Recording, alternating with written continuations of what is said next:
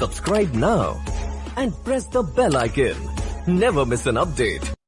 आज हम लोग कक्षा 9 का विषय है विज्ञान, रसायन विज्ञान अध्याय 2 का भाग 5 देखेंगे। इस भाग में आप सभी को क्या हमारे आसपास के पदार्थ शुद्ध हैं, इसमें का शेष जो बचा हुआ पार्ट है वो बताया जाएगा। इस वीडियो के अंतर्गत रासायनिक संयोग के नियम के बारे में हम लोग चर्चा करेंगे। रासायनिक संयोग के नियम क्या होते हैं और वो कितने प्रकार के होते हैं। रासायनिक संयोग के नियम। रासायनिक संयोग के नियम क्या होते हैं। जो भी पदार्थ या तत्व एक दूसरे से रासायनिक संयोग यानी रासायनिक क्रिया द्वारा संयोग करके यौगिक बनाते हैं, तो यह रासायनिक क्रियाएं कुछ नियमों पर आधारित होती हैं। इन नियमों को रासायनिक संयोग के नियम कहते हैं। जैसे हमारे पास जो भी कंपोनेंट होता है, जब एक दूसरे से रासायनिक क्रियाएं करती हैं तो उस रासायनिक क्रियाओं के द्वारा क्या बनते हैं, यौगिक बनते हैं। और ये जो यौगिक बनने की जो प्रक्रिया होता है, उस रासायनिक क्रियाएं जो होता है कुछ नियम पर आधारित होता है। वो कौन से नियम हैं वो अभी इसके वीडियो में ही बताया जाएगा। तो उन नियमों को ही रासायनिक संयोग के नियम कहते हैं। इसमें कौन कौन से नियम हैं। पहला होता है द्रव्यमान संरक्षण या द्रव्य की अविनाशिता का नियम। दूसरा जो होता है स्थिर अनुपात का नियम, स्थिर अनुपात का नियम। तीसरा जो होता है गुणित अनुपात का नियम। चौथा जो होता है व्युत्क्रम अनुपात या तुल्य अनुपात का नियम। और पांचवा जो होता है गेलुसै का गैसीय आयतन नियम। यह कुल 5 नियम हैं, लेकिन आप लोगों को सिर्फ 2 नियम के बारे में ही पढ़ेंगे। पहला और दूसरा द्रव्यमान संरक्षण या द्रव्य की अविनाशिता का नियम और स्थिर अनुपात का नियम क्लास 9th में सिर्फ आपको पढ़ना है। हम लोग पढ़ेंगे स्थिर अनुपात का नियम।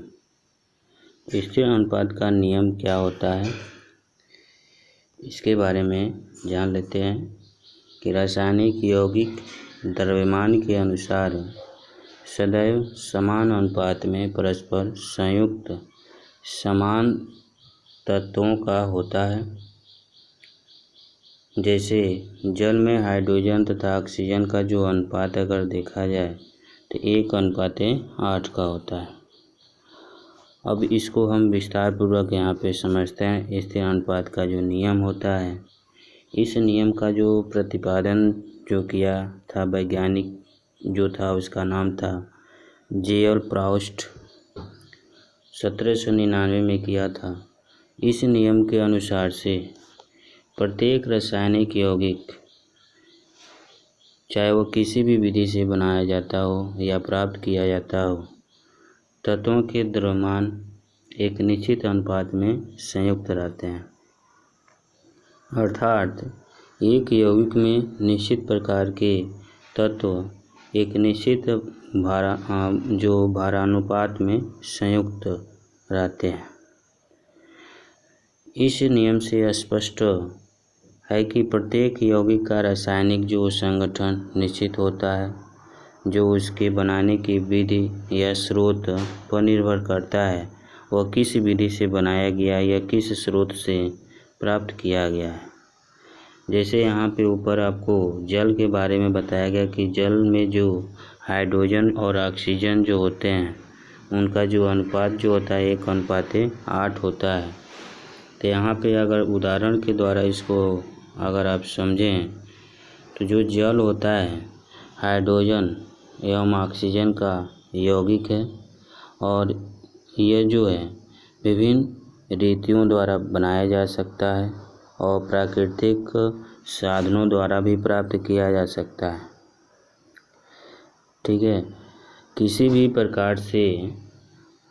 प्रकार से प्राप्त शुद्ध जल का अगर विश्लेषण करते हैं, अगर ज्ञात करते हैं तो जल में हाइड्रोजन और ऑक्सीजन जो भार के दृष्टि से अगर देखा जाता है तो उसका जो अनुपात जो होता है 1:8 के अनुपात में क्या होते हैं, संयुक्त रहते हैं।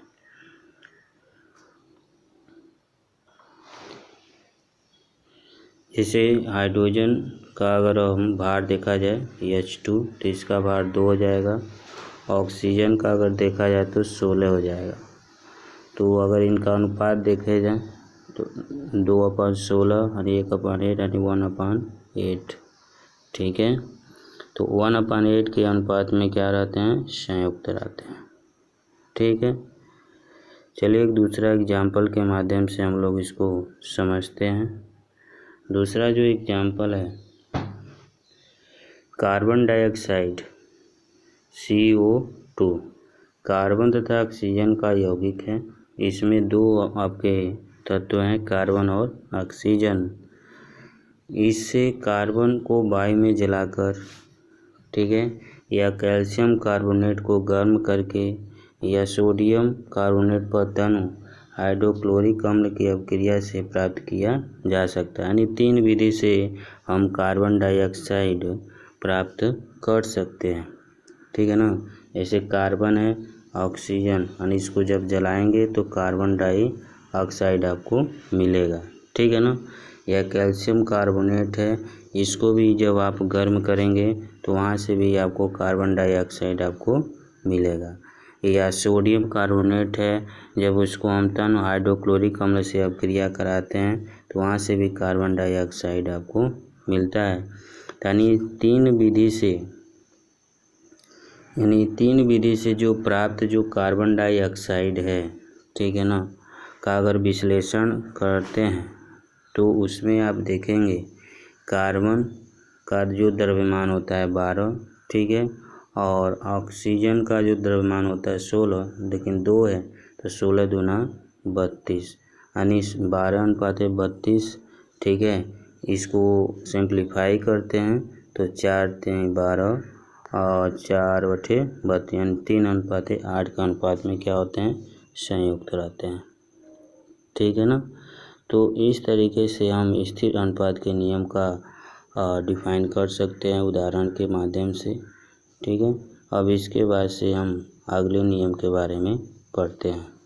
अगला हमारा नियम है द्रव्यमान संरक्षण का नियम। ये क्या होता है, या द्रव्य की अविनाशिता का नियम भी इसको बोलते हैं।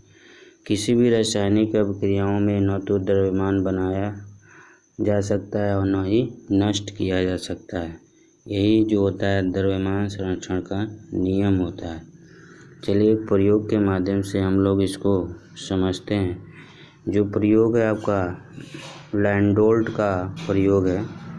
ये द्रव्यमान संरक्षण या द्रव्य की अविनाशिता के नियम को सिद्धांत करने के लिए एक विशेष प्रकार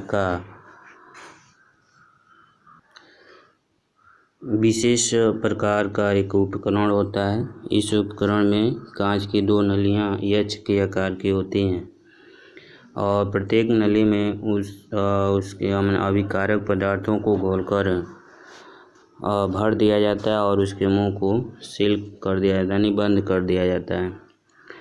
तो मान लिया जाता है कि एक नली में पोटेशियम क्लोराइड का अगर हम विलयन लेते हैं और दूसरे नली में सिल्वर नाइट्रेट का विलयन लेते हैं और इस विलयन को लेने के बाद से इसको सावधानी पूर्वक हम लोग तौल लेते हैं, उसका भार ज्ञात कर लेते हैं और इसके बाद से तौलने के बाद से इस उपकरण को हम उलट पलट कर देते हैं, जिसे अभिकारकों में अभिक्रिया कराई जा सके।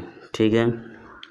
और ये क्रिया करने के बाद से पुनः उस उपकरण को हम पुनः तौल लेते हैं और तौलने के बाद हम लोग देखते हैं कि दोनों कंडीशन में दोनों का भार बराबर आता है। ठीक है। यानी ये आंकड़ों से जो आपका पुनः तौला जाता है तो जो आंकड़े मिलते हैं, ठीक है, तो इससे ये ज्ञात हो जाता है कि अभिक्रिया के फलस्वरूप बने हुए उत्पाद का द्रव्यमान और अभिकारकों के द्रव्यमान क्या होते हैं, आपस में बराबर होते हैं। तो इससे द्रव्यमान संरक्षण या द्रव का अविनाशिता का नियम की पुष्टि होती है। ठीक है। जैसे यहाँ पे अभिक्रिया के माध्यम से समझाया गया है कि सिल्वर नाइट्रेट है, पोटेशियम क्लोराइड है, जब आपस में अभिक्रिया करेंगे तो पोटेशियम नाइट्रेट और सिल्वर क्लोराइड बनाते हैं। तो द्रव्यमान संरक्षण का नियम क्या होता है? द्रव्यमान संरक्षण का नियम यही होता है कि किसी भी रासायनिक अभिक्रिया में न तो द्रव्यमान को बनाया जा सकता है और न ही नष्ट किया जा सकता है। ठीक है। इस प्रकार आप लोगों को दो नियम के बारे में चर्चा किया गया।